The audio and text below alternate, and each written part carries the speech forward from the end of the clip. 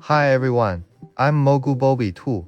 In this lesson, we will take a comprehensive look at the pipeline of the HADY project. HADY is the demonstration project for this course, the project codename for Harvest Day. The entire story takes place in a forest.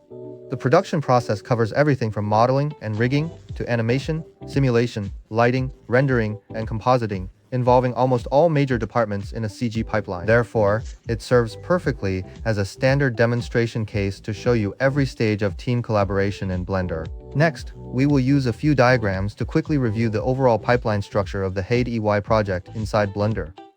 The first diagram shows the data relationship between assets and shots. The blue lines indicate that the data block is directly linked and referenced by the shot. The yellow lines indicate that the data is duplicated and used locally within the shot.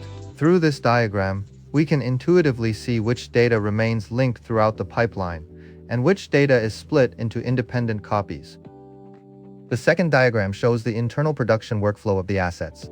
Similarly, the blue and yellow lines represent linking and duplication relationships, respectively. Here, you will notice that data duplication occurs between certain stages.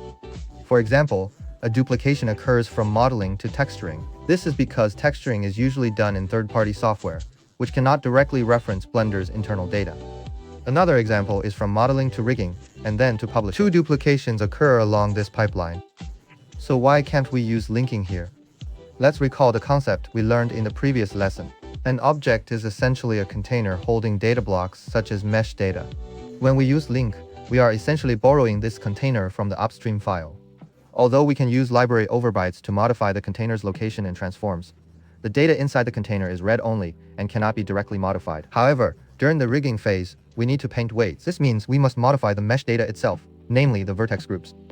Therefore, at this stage, we have to break the link and append a local copy of the upstream model, turning it into a fully controllable private container so we can perform these deeper edits. The third diagram shows the internal data relationships within a shot. This is also where the advantages of the Blender pipeline shine best. Remember what we did to the linked rock model in the previous lesson. We unlocked its transform properties through library overrides, allowing it to move freely within the shot, while maintaining a data link to the original asset. In shot production, we use the exact same logic. As long as the shot doesn't involve physics simulations from layout to animation, and then to lighting and rendering, almost all data can remain linked throughout the entire pipeline.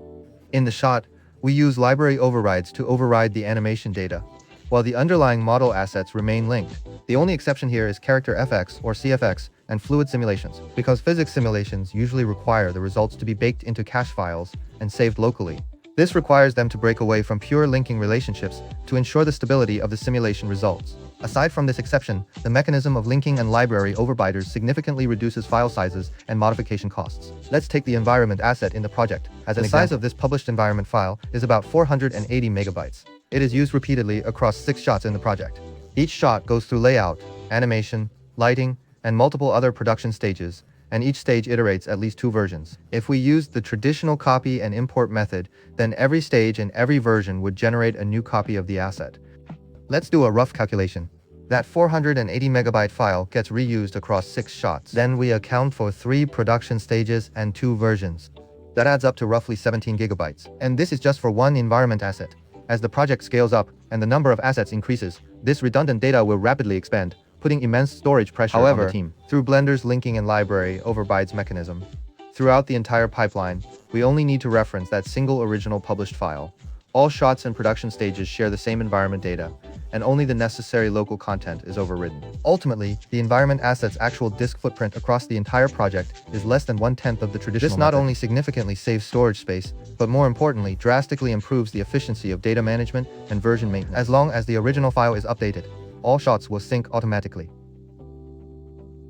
That covers the overview of the entire production pipeline for the HADY project. In the next lesson, we will officially dive into practical operations, starting with the asset creation phase. See you then.